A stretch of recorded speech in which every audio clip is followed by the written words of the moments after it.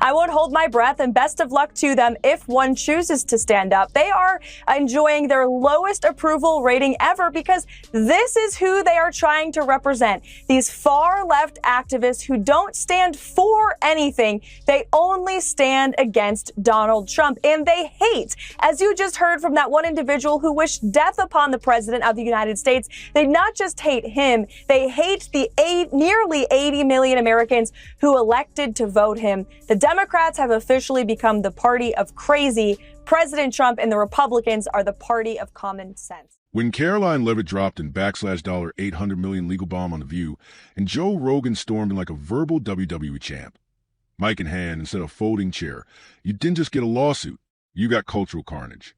Daytime TV didn't get roasted, it got charbroiled, served with poetic justice and a Rogan-style roundhouse. The moment that verdict hit, you could almost hear coffee mugs shattering in synchronized despair. Leavitt didn't just sue The View, she leveled it. No clickbait, no subtweets, just raw, relentless legal firepower. $800 million isn't just a payout, it's a reckoning. Years of reckless, sanctimonious broadcasting masked as sisterhood got dragged into the courtroom and gutted. This wasn't courtroom drama. It was a full-blown media takedown. And with Rogan piling on like a human wrecking ball, the culture war just found its latest battle cry. Messy? Absolutely. But also undeniably epic. It is the show that people love to hate. Yes, that's true. That's true. They get so much hate watching viral clips of them saying ridiculous things.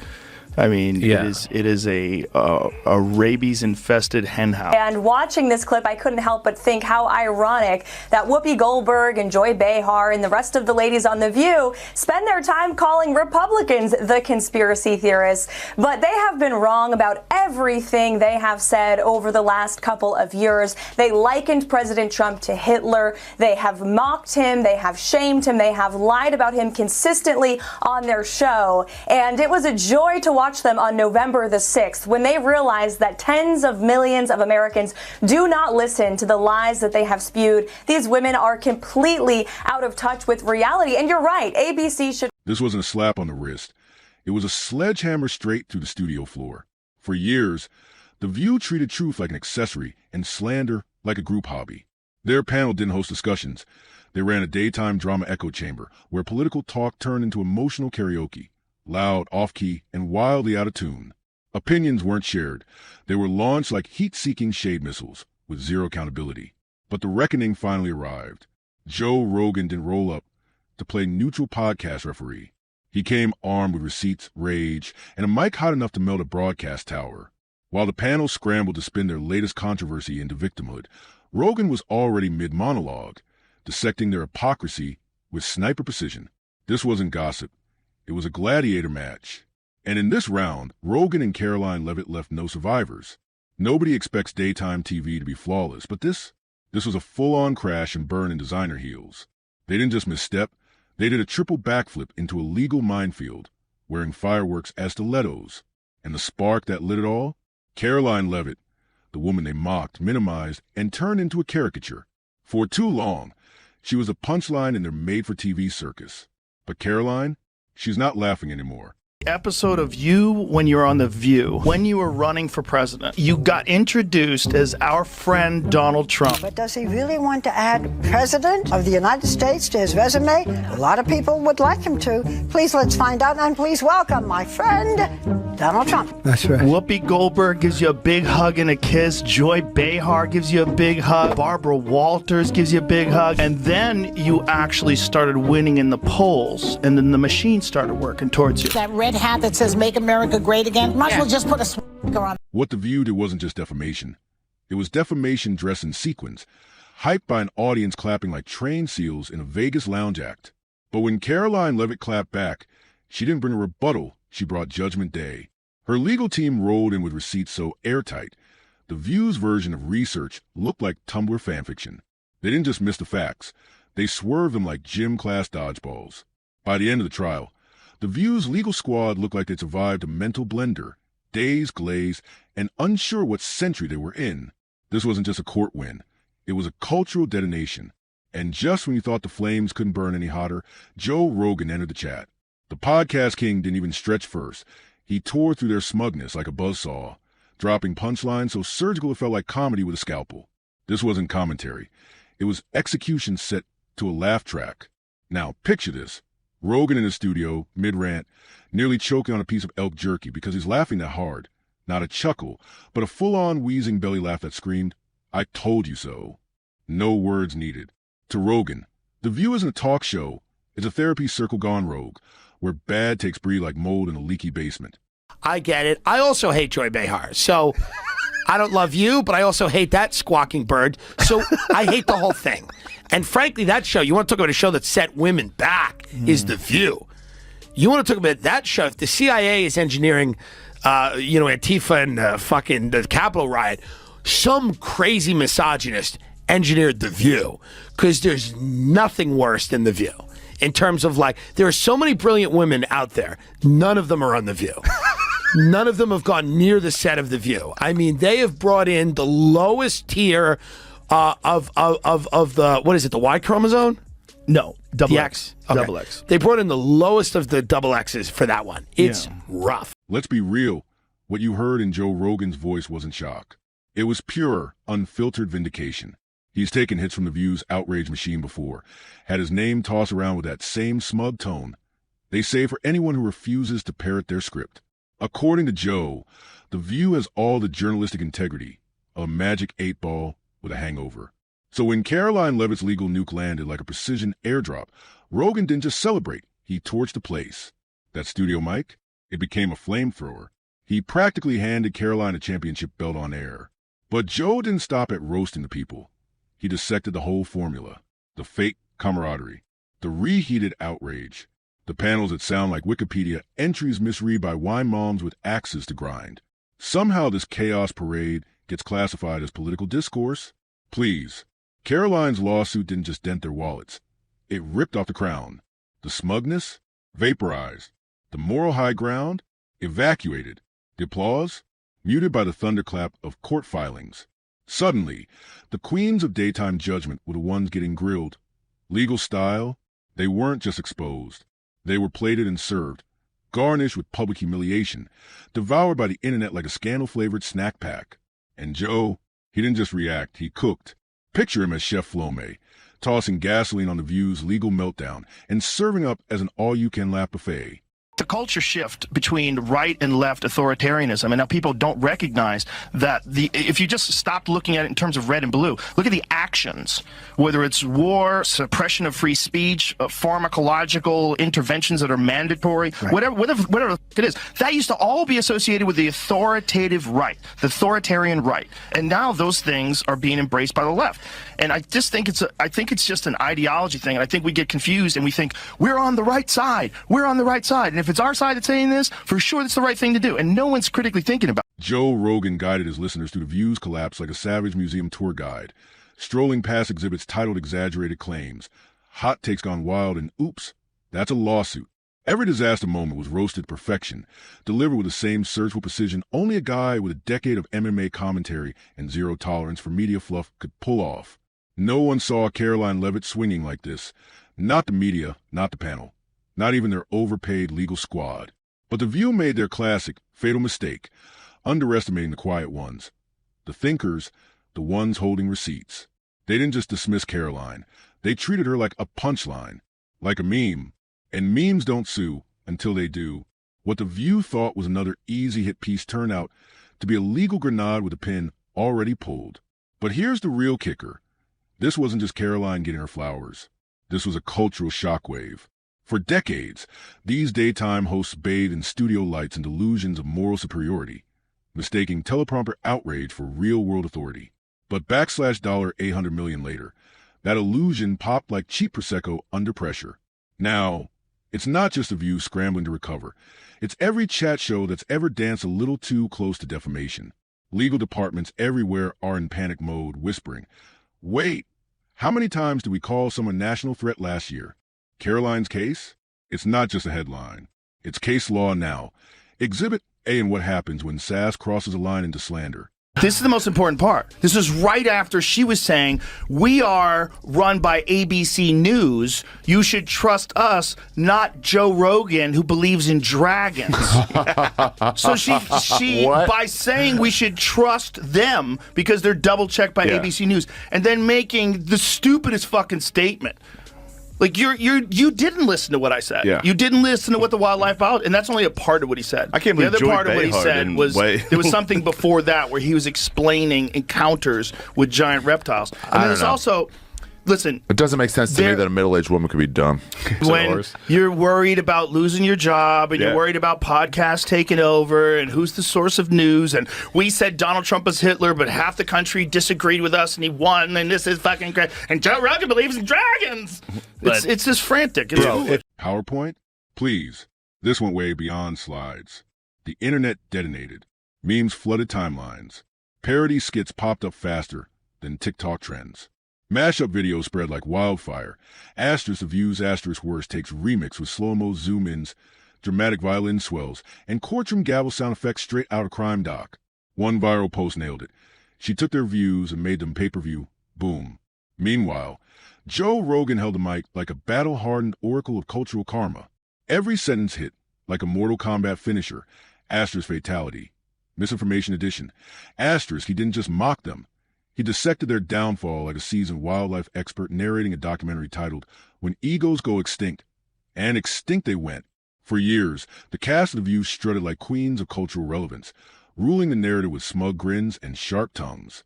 But it only took one woman, a killer legal team, and a stack of receipts taller than their makeup budget to crash the whole facade. Suddenly, the empire wasn't dishing opinions. It was drafting press releases and praying for mercy. The real plot twist? The silence. This is a show built on noise, chatter, monologues, spicy one-liners, shade grenades lobbed daily. But after the verdict? Crickets. No clapbacks. No bold defenses. Just awkward airspace and a deafening PR blackout. You could almost hear the hiss of reputation balloons slowly deflating behind the scenes. Panic set in. Word is, producers started funneling every word through legal. Every single line. Because suddenly, daytime drama came with real-world consequences and no laugh track. Now imagine trying to drop a hot take with a lawyer standing over your shoulder whispering, rephrase that, or it's another 100 million.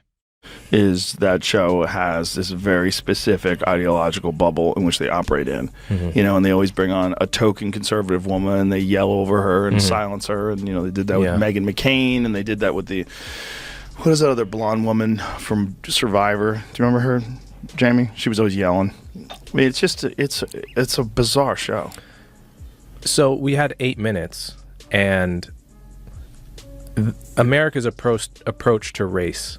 Pretty big topic, pretty important topic. I think the way before you start, I think the way you described it is brilliant, and the way we should all look at it. Of course, you're going to see race. The idea of being colorblind is ridiculous, but treat everybody. They're just human beings. Yeah, that's the new reality on The View. Karoline Leavitt didn't just win a case. She flipped the entire daytime TV playbook upside down. She reminded the world that you can't wrap defamation in glitter, slap on a laugh track, and call it enlightenment. That kind of recklessness comes with a price tag. What happened to The View wasn't fluke. It was a final act of a slow-motion implosion. A show that mistook sass for substance and clout for credibility finally hit the wall. They weren't just commentators. They tried to be judge, jury, and late-night roastmaster all in one. But the courtroom doesn't care about punchlines. Suddenly, they weren't panelists. They were defendants. One lawsuit later, and The View went from daytime darlings to full-blown PR hazards. The same hosts who once strutted across the set, smirking through monologues and tossing side eyes like confetti, now looked like they needed a support group and a crisis manager on speed dial. And the wreckage didn't stop with the panel. Advertisers bailed like it was Black Friday in reverse. Brands dropped them faster than fake lashes in a heat wave. Morning coffee sponsors? Ghosted. Wellness companies? Gone like Logic during one of their hot takes. Why? Because no brand wants a bankroll, a show whose legal costs rival a SpaceX launch. Karoline's win didn't just bruise their ego. It triggered a full-scale corporate evacuation. Suddenly, The View wasn't trending. It was radioactive. And the sponsors that stuck around? Let's just say when your commercial breaks are packed with foot fungus cream and knockoff cat food, it's time to stop calling your audience informed voters and start calling them viewers with athlete's foot and 4 cats. The show wasn't just bleeding money. It was hemorrhaging dignity. I think it's insulting that you are trying to test my knowledge of economics and the decisions that this president has made. I'm now regret giving a question to the Associated Press. You're asking me for what the president's justification is for these tariffs. It's not up to you. You're not the president, Gabe. To hire a spokesperson just so that Elon Musk doesn't put out tweets that then confuse federal workers. Are my press briefings not good enough for you, Jackie? John. But the real twist? The audience started thinking. Yeah, asterisk thinking asterisk during the View, a rare event. But once it happens, there's no going back. People began asking real questions. Wait, did they actually say that live? And how is this still called news commentary and not unscripted rage improv? The fallout was fast. Viewership tanked. Credibility shattered like a dropped iPhone. And the internet? Oh, the meme lords came in like a flood. Twitter turned into a highlight reel of chaos. Side-by-side clips of Karoline's courtroom finesse versus the View's live on-air meltdowns. People weren't just laughing. They were archiving collapse. One meme showed Karoline slapping down in $ 800 million Uno reverse card. Another rebranded The View as a court TV spinoff. Someone with Photoshop skills and way too much free time edited the panel into a wheel of misfortune, spinning defamation claims like it was bingo night in legal hell. This wasn't just public backlash. It was a digital reckoning. You get people thinking, like, if you could stop Hitler by any means necessary, wouldn't you stop Hitler? And so they equate Donald Trump with Hitler and go, here you go, this is our modern Hitler. Do you see what Whoopi Goldberg said? What'd she say? Whoopi Goldberg said that Biden could arrest all the Republicans and put them in jail. You just need to see how unhinged this kind of thinking is. Well, you know what Joe Biden could do? Joe Biden, you have to see it. Because it's so on TV. crazy. She said on television. You get people thinking, dangerous territory for The View. Because once that switch flips, there's no going back. It starts with a question. If you could stop Hitler by any means necessary, wouldn't you? That kind of logic gets twisted fast. Suddenly, Trump becomes modern Hitler, and anything goes in the name of righteousness. You hear things like, Joe Biden should just arrest all Republicans and throw them in jail. Yes, Whoopi Goldberg really went there, and people watching at home, they start to realize just how unhinged this thinking is. Then come the brutal takes, the kind that sting because they hit a little too close to the truth. Like, if you average out the host's IQs, maybe it's time to move the show from news commentary to Nickelodeon. Sure, it's funny, but behind the humor, there's a deeper shift happening. This wasn't just a PR disaster. It was a reckoning, because when public figures finally push back and win, it doesn't just shake the table. It rewires the system. Karoline didn't walk into that courtroom looking for a headline. She stormed in, drew a line in the sand, and dared anyone to ignore it. This wasn't a money grab. It was a declaration. Status doesn't make you untouchable. This was about holding the powerful accountable, about warning big-name platforms. Twist facts, torch reputations, and you'll pay the same price, maybe more. The View just earned its place in a hall of media cautionary tales, right between those tabloids that claimed Elvis was sipping margaritas with Bigfoot and anchors who thought smugness was a substitute for sourcing. When ego replaces ethics, when shade becomes your whole brand, the crash isn't an accident. It's inevitable. For years, The View acted like the rules didn't apply, as if studio lights were some kind of force field against consequences. But no spotlight can outshine in $ 800 million legal firestorm backed by airtight receipts. And that's why this case matters. Because Karoline's victory didn't just take down one talk show. It cracked open a conversation that's been simmering for years. What happens when media power gets reckless? Because slapping gossip in a blazer and broadcasting it with applause doesn't make it journalism. It makes it dangerous.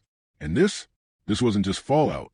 It was a full-scale media aftershock. View has to be, if you average out the View hosts, among the dumbest people on television. And so it's like they say the thing that people are thinking, but they say it very directly, so they expose whatever truth. But I don't think some of them are dumb. You don't think so? No, I don't think Sunny Hostin's You think it's deliberate? I think she's ideologically driven, and they have blinders on, for sure. I don't think Sunny's dumb. But Whoopi is certainly not the brightest person. And what she just said just doesn't make any sense. It's just like so silly. Here's the irony. While legacy media drowns in lawsuits and echo chambers, the guy who gets clowned for eating elk meat and talking about aliens, Joe Rogan, is suddenly holding the mic of reason. Because while they monologue, he debates. While they posture, he questions. And in a world that's upside down, maybe that's what real media looks like now. Rogan, whether you love him, hate him, or can't decide, at least opens a door to contradiction. He thrives on debate, disagreement, and the raw, unscripted mess of actual discourse. The View, on the other hand, feels like a one-woman show with 5 actresses all reading the same script. No dissent, no pushback, just synchronized head nods, echo chamber applause, and the occasional sanctimonious meltdown when someone dares to color outside the pre-approved lines. Yes, that's true. That's true. They get so much hate watching and hate watching viral clips of them saying ridiculous things. I mean, it is a rabies infested hen house. and at the same time, it seemed like the most interesting part was their audience seemed to be on my side. Yes. And that's their audience. Yes. Well, their audience is not really their audience. Their audience is a group of people they bring in to watch television shows. But here's the twist. The audience is waking up. People aren't fooled by sleek set designs or celebrity guest lists anymore. Credibility doesn't come from airtime or legacy. It comes from transparency, humility, and the ability to say, yeah, we got that wrong. The View hasn't done that in years. Viewers can tell the difference between a conversation with them and a lecture at them. And now, thanks to Karoline Leavitt's legal mic drop, the entire industry knows it too. That lawsuit wasn't just a win, it was a war horn. And Joe Rogan? He's just getting warmed up. As he unpacks the case with his signature mix of bro science, brutal honesty, and that sarcastic side smirk, it's clear this is a Super Bowl. He sees what's really happening. A reckoning.